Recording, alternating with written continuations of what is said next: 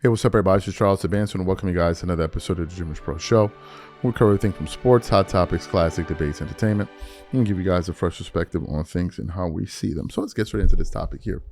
So, probably the most hated person amongst LeBron fans is Austin Reaves. They cannot stand Austin Reaves. Why can't they stand Austin Reaves? Because Austin Reaves essentially represents the final nail in the coffin of LeBron ever being a Laker in the past. He was the final one. And the reason is because that year where he got hurt, last year where he missed training camp, missed preseason, missed the first, I think, 11 or 12 games of the season, we all knew that Austin Reaves was a good player. What we didn't know was that in the absence of LeBron, he would turn into an all-star caliber player, even at one point dropping a 50 ball in the regular season. And he ended up becoming very, very close with Luka Doncic. So as we were nearing the offseason, reports were like, should they Lakers prioritize LeBron or should they prioritize Reaves? And people were out there saying, go prioritize LeBron. You heard even Kendrick Perkins and all of that. But then the news came out that Luka Doncic made it clear to the Los Angeles Lakers franchise, Reaves goes nowhere. And I was like, very, very interesting. Reaves gets the money, and as soon as that happens, it triggers the report from LeBron that he's no longer playing. That was like it. That triggered it right there. And it became clear to the LeBron camp that his time in LA was done. There were already rumors behind the scenes that he was felt insulted to take the third role behind a player that's never been drafted.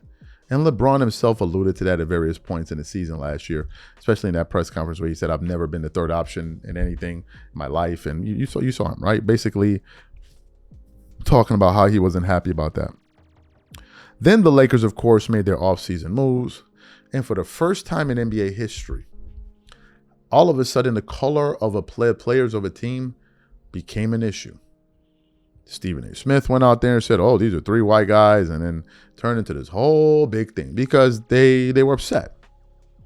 They were upset because these people wanted LeBron to stay on the Lakers for another year just to mess up everything. And we all knew if he stayed there, the Lakers were going nowhere. We knew this. So yesterday, I came across a post, and when I saw it, I damn near fell out of my chair laughing. It was that damn funny, and I knew that it was going to piss off LeBron fans. And I said, we got to do a show about it. But before we even show you guys this post, today's video is brought to you by a sponsor, PrizePicks. It's a scorching sports summer, and you can make all your picks on PrizePicks. Women's basketball and baseball are heating up, and with big tennis slams and major golf tournaments on the horizon, you can make your picks for all these events and more all summer long on PrizePicks, America's #1 sports pick app. I think I'm going to get into soccer this summer with PrizePicks. They're offering everything from group stage winners to goals scored, and I'm excited to watch the big stars from countries like Argentina, Brazil, France, and the US and win money while doing it. What's cool is that I can stack game winners from soccer, NBA, women's basketball, and baseball on top of my player picks for even bigger payouts. And PrizePicks is available in all 50 states, including California, Texas, Georgia, and Florida. The entire summer of soccer is on PrizePicks, all 48 countries and every matchup. And if you rep your side during the tournament on PrizePicks, you could win a trip to the final in New York.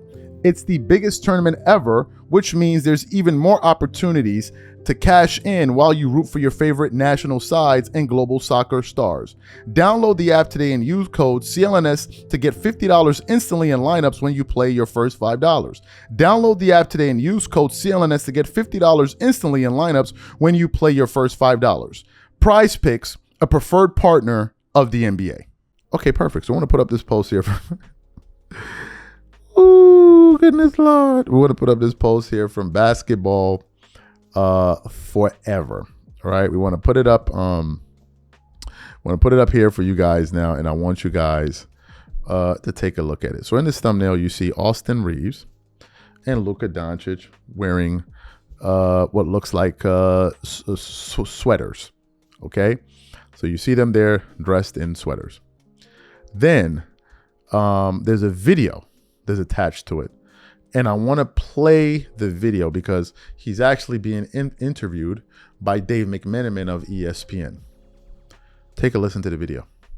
I mean, he's one of my best friends, on this planet. Talk to him almost every single day. He sends me videos of his golf swing and asks me what he could do to get better. And I tell him I'm not a coach, but just the people that are in this organization, how they run it, and the coaching staff was a big reason. I feel like we kind of see eye to eye on a lot of things, and their competitive nature is one of the biggest reasons. So you saw the video. He is one of my best friends. I talk to him every single day. He sends me videos of his golf swing and asks me, what can we do to get better? And I tell, what can he do to get better? And I tell him, I'm not a coach, right? And I want to go back to what I said before. When LeBron wasn't with the team last year, there was a joy that this team played with. The vibe surrounding the team was fantastic. They were even calling them the Beach Boy. It was him, LaRavia, and all of it. There was a vibe. There was a joy. They were gelling. Apart from that blowout from OKC, the Lakers look good. But we all knew that the dark cloud would eventually return, which is LeBron James. And with it would follow his toxic fan base, the toxic media that promotes him, and it turned into a total clown show. And when he came back, it now started to become the blame game and this thing and that thing and this thing. And I honestly believe that once Luka got a feel for what the team was without LeBron, he didn't want to spend another year with him. He simply didn't. But Luka and these guys were diplomatic. He's not going to get in LeBron's face like Kobe would have confronted a Shaq. No. Luka just said, okay, cool. It's not an issue. Play through the season. And at the end of the season, we'll say goodbye. We'll put out our thank you note, which both him and Reaves did. LeBron fans really didn't like that. They were salty about that because they felt like there was an undertone of sarcasm involved. And they said, pack your bags, old man. We'll see you on the other side. And that's exactly what happened. And they were absolutely pissed off from it. This is the final slap. Because they offered Austin Reaves $185 million. And all LeBron got offered was Rob Pelinka's old shoes. Seriously, his old socks. That's what they offered LeBron.